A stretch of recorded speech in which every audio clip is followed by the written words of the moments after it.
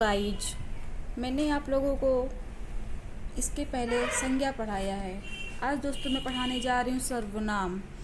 सर्वनाम की किसे कहते हैं, सर्वनाम की परिभाषा क्या होती है। तो दोस्तों, संज्ञा के स्थान पर प्रयुक्त होने वाले शब्द को सर्वनाम कहते हैं। अर्थात संज्ञा की पुनरुक्ति को दूर करने के लिए ही सर्वनाम का प्रयोग किया जाता है।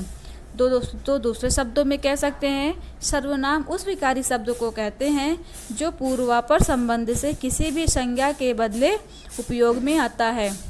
जैसे उदाहरण में मैं, तू, यह, वह, मैं, हम, तू, तुम, वह, यह, आप, कौन इत्यादि शब्द होते हैं। ये सब क्या होते हैं, सर्वनाम होते हैं। इनके कुछ अन्य उदाहरण भी हैं। जैसे सुरेश एक विद्यार्थी है, अर्थात सुरेश की जगह वह लगा देने से या फिर कुछ भी लगा देने से, मैं लगा देने से वो सर्वनाम में कन्वर्ट हो जाएगा।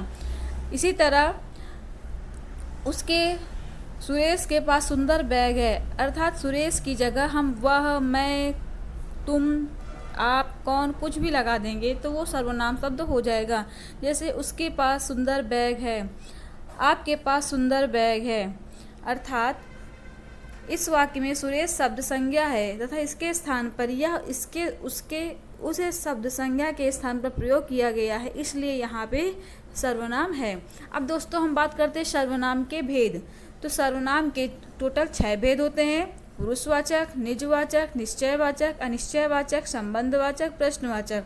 दोस्तों पुरुषवाचक सर्वनाम क्या होता है? मैं, तुम, वह, वह, ये सब क्या है, पुरुषवाचक है। पुरुषवाचक के भी 3 पार्ट भी होते हैं, अभी हम आगे इसके बारे में डिस्कस करेंगे। निजवाचक सर्वनाम क्या होता है? स्वयं, अपने, आप, मतलब अपने निजता का बोध होता है, वहाँ पे निजवाचक सर्वनाम होता है। और निश्चयवाचक सर्वनाम क्या होता है? इससे वर्डिंग से ही पता चल रहा है कि इसमें निश्चितता का बोध होगा। यह, वह, उसे, वह मेरा घर है, यह मेरी पुस्तक है। और अनिश्चयवाचक सर्वनाम क्या होता है दोस्तों? इसमें अनिश्चितता का बोध होता है। जैसे कोई, कुछ, मेरे क्लास में कुछ पानी है, कोई मुझे मारा है, मेरे क्लास में कुछ बच्चे हैं, अर्थात इसमें अनिश्चितता का बोध होता है। और दोस्तों संबंधवाचक क्या होता है? जो, सो, जिसे, जैसे, जो जैसा करेगा वैसा पाएगा, इसमें संबंध का बोध होता है। अब लास्ट दोस्तों प्रश्नवाचक। प्रश्नवाचक में क्या होता है? कौन, क्या, कब, कहाँ, कैसे, ये शब्द क्या होते हैं? प्रश्नवाचक सर्वनाम दोस्तों होते हैं। तो अब हम बात करते हैं पुरुषवाचक सर्वनाम। पुरुषवाचक सर्वनाम के कुछ उदाहरण हैं। जैसे पुरुषवाचक सर्वनाम क्या होता है, हम पहले इसको शब्दों में जानते हैं। सरल शब्दों में बेटा हम कह सकते हैं कि सर्वनाम जो पुरुषों के बदले आते हैं उसे पुरुषवाचक सर्वनाम कहते हैं। यहाँ पुरुष शब्द के लिए सिर्फ पुरुष ही नहीं बल्कि स्त्री का भी बोध होता है। कहने का मतलब है पुरुषवाचक सर्वनाम में केवल पुरुष शब्द की प्रधानता नहीं होती है बल्कि स्त्री का भी बोध होता है। जैसे मैं बोल रही हूँ, यहाँ पर बोलने वाले यानी कि स्वयं के लिए मैं सर्वनाम का प्रयोग हुआ है। तुम खेलने जाओगे क्या, यहाँ पर सुनने वाले के लिए तुम का प्रयोग तुम शब्द का प्रयोग किया गया है। वे खेल रहे हैं, अर्थात यहाँ पर किसी तीसरे की बात की जा रही है, यहाँ पे तीसरे की बात की जा रही है, इसलिए यहाँ वे सर्वनाम का प्रयोग है। मैं यहाँ पे क्या है? प्रथम, मतलब पुरुष, वो प्रथम पुरुष है। और तुम क्या है? उत्तम पुरुष है। वे क्या है? अन्य पुरुष है। अब पुरुषवाचक सर्वनाम के कितने प्रकार होते हैं? 3 प्रकार होते हैं। जैसे उत्तम पुरुषवाचक सर्वनाम, मध्यम पुरुषवाचक सर्वनाम, अन्य पुरुषवाचक सर्वनाम। अब इन तीनों के बारे में डिटेल से समझेंगे। उत्तम पुरुषवाचक सर्वनाम किसे कहते हैं? जो सर्वनाम शब्द बोलने वाले के लिए प्रयोग होते हैं वह उत्तम पुरुषवाचक सर्वनाम कहलाते हैं। उत्तम पुरुष में लेखक अथवा वक्ता आता है। जैसे मैंने इसके पहले आपको बताया, मैं बोल रही हूँ, तो मैं यहाँ पे क्या है? बोलने वाले के लिए यानी स्वयं के लिए प्रयोग किया गया है, तो इसलिए यहाँ पे मैं उत्तम पुरुष होगा और यह वक्ता का कार्य भी कर रहा है। इसे आप इस तरह से समझ सकते हैं कि जब बोलने वाला खुद ही और अन्य होता है, खुद आपके बारे में बात करे तब वो सर्वनाम के लिए प्रयोग कर रहा है, वह उत्तम पुरुषवाचक सर्वनाम कहलाता है। जैसे मैं स्कूल प्रतिदिन जाता हूँ, यहाँ पर जो यह बात कह रहा है वह खुद के बारे में बात कर रहा है, अर्थात कहने का मतलब है मैं शब्द जो है उत्तम पुरुष सर्वनाम है। इसे मैंने इसके पहले बताया, जैसे मैं क्या है खुद के वक्ता के लिए प्रयोग हुआ है, और जो वक्ता के लिए प्रयोग होता है वहाँ पे उत्तम पुरुषवाचक सर्वनाम होता है। उत्तम पुरुषवाचक सर्वनाम के दोस्तों एक कुछ और अन्य उदाहरण है, जैसे आज मैंने शाहरुख खान की फिल्म देखी। मैंने मतलब मैंने क्या है, यहाँ पे एक वचन है। अब फुटबॉल के मैच में मैंने 5 गोल किए। फुटबॉल के मैच में मैंने 5 गोल किए, मतलब कि कहने का मतलब है कि मैंने जो है यहाँ पे एक वचन का रूप है, और यहाँ पे वक्ता का बोध किया जा रहा है। हम साथ मिलकर आज खाना खाएंगे। हम साथ मिलकर आज खाना खाएंगे, अर्थात यहाँ पे हम शब्द जो है बहुवचन के रूप में प्रयोग हुआ है। मैं तुम्हें चोरी के आरोप में गिरफ्तार करता हूँ। मैं अर्थात कहने का मतलब मैं यहाँ पे वक्ता के रूप में प्रयोग हुआ। अब मैं यहाँ पे एक वचन है।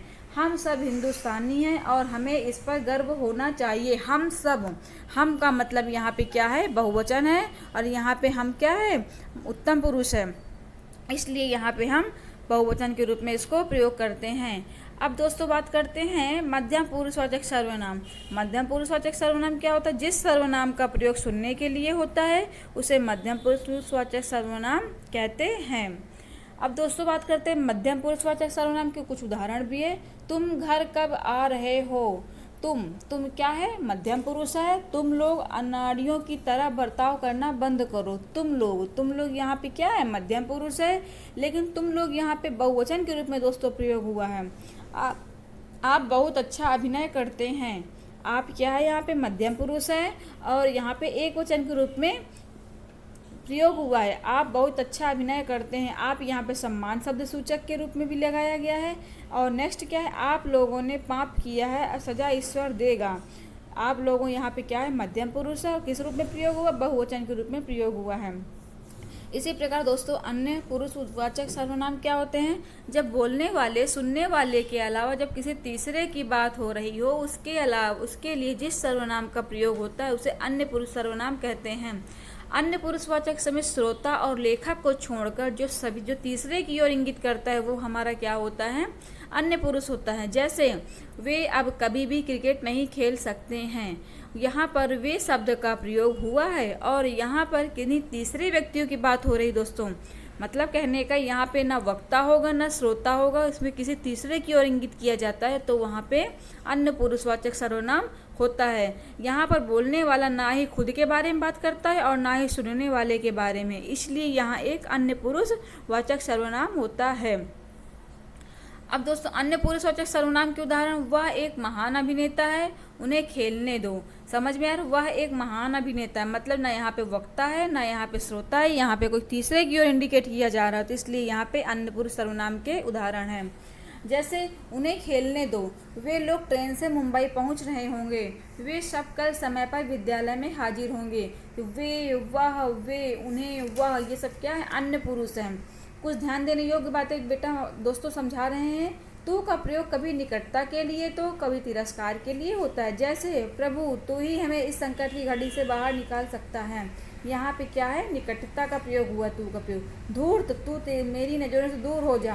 अब धूर्त तू मेरी नज़रों से दूर हो जा, यहाँ पे तू किस शब्द के रूप में प्रयोग हुआ, तिरस्कार के शब्दों में प्रयोग हुआ है।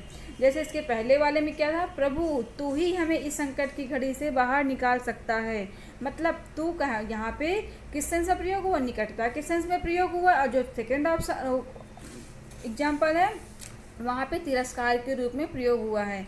अब दोस्तों नेक्स्ट बात करते हैं, आप और वे का प्रयोग एक वचन के साथ बहुवचन के लिए भी होता है। जैसे आप अच्छे इंसान हैं, तो यहाँ पे एक वचन के रूप में है। आप सब मुंबई के लिए रवाना हो जाइए, यहाँ पे बहुवचन के रूप में दोस्तों प्रयोग हुआ है। वे आ गए हैं, वे यहाँ पे किस रूप में है, आदर सूचक, और किस वचन में, एक वचन में है।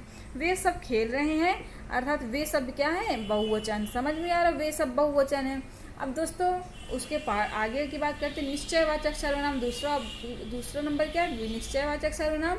निश्चयवाचक सर्वनाम क्या होता है? जिस सर्वनाम शब्द से किसी निश्चित व्यक्ति, वस्तु या स्थान की ओर संकेत किया जाता है वहाँ निश्चयवाचक या संकेतवाचक सर्वनाम होता है। जैसे राहुल, यह मेरा घर है, यहाँ पे निकटवर्ती का प्रयोग किया गया है। यहाँ पर यह शब्द का प्रयोग यह निश्चित रूप से बता रहा है कि यह घर उसी व्यक्ति का है।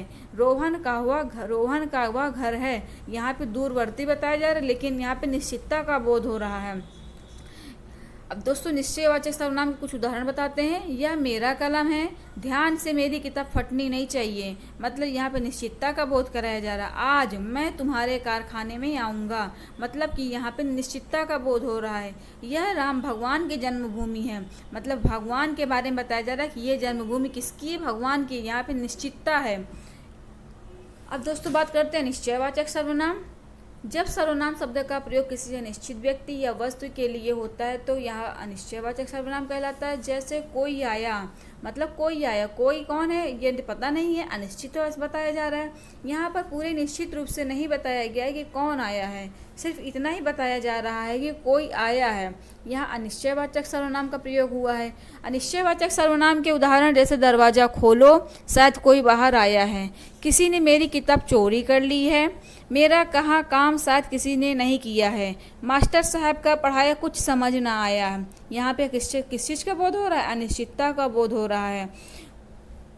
अब कोई सर्वनाम का प्रयोग प्राणीवाचक संज्ञाओं के स्थान पर होता है। जैसे कुछ सर्वनाम का प्रयोग प्राणीवाचक संज्ञाओं के लिए होता है, जैसे तुम कुछ खा लो, लेकिन कुछ का प्रयोग विशेषण के रूप में प्राणीवाचक संज्ञाओं के लिए भी होता है, जैसे कुछ लोग इधर आ रहे हैं।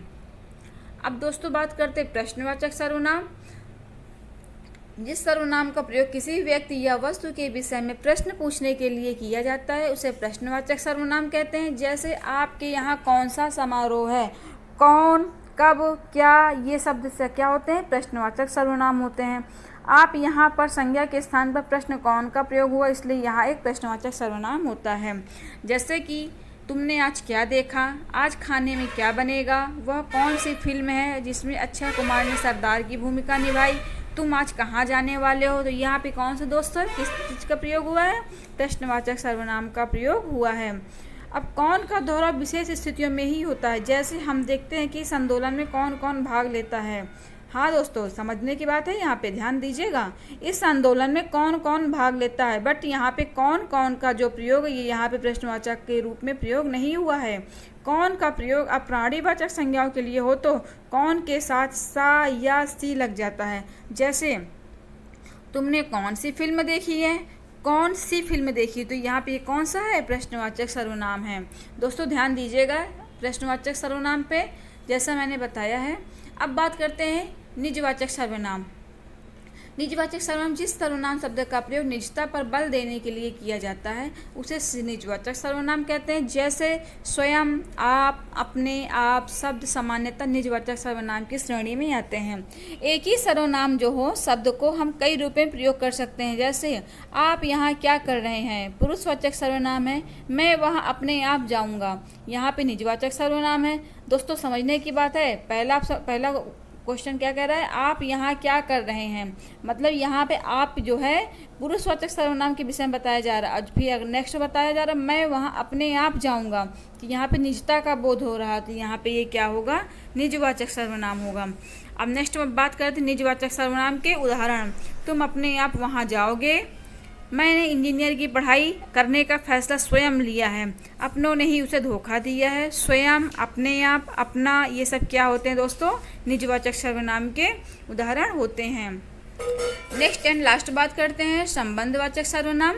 तो संबंधवाचक सर्वनाम क्या होते हैं? जब सर्वनाम शब्द का प्रयोग उसी वाक्य के किसी अन्य उपवाक्य में प्रयुक्त संज्ञा या सर्वनाम के साथ संबंध बताने के लिए किया जाता है तो वहाँ पे संबंधवाचक सर्वनाम कहते हैं। दोस्तों संबंधवाचक सर्वनाम तो संबंध, उसके वर्डिंग से पता चल रहा है कि संबंध का बोध होगा। जैसे जिससे तुमने अपना दोस्त समझा वह स्वयं तुम्हें धोखा देता है, मतलब पहला वाक्य दूसरे वाक्य से क्या बताया जा रहा है? संबंध बताया जा रहा है। वह मेरा ही घर था जिसके बाहर तुमने कूड़ा फेंका, यहाँ पे दोस्तों संबंध बताया जा रहा है। उस नाव का हमेशा सम्मान करो जिस पर बैठकर कभी सफ़र किया हो। तो दोस्तों आज हम इतना ही पढ़ाते हैं। मेरी वीडियो कैसी लगी? अगर अच्छी लगी हो तो वीडियो को लाइक शेयर सब्सक्राइब करना ना भूलें। Thank you watching for my channel. Thank you friends.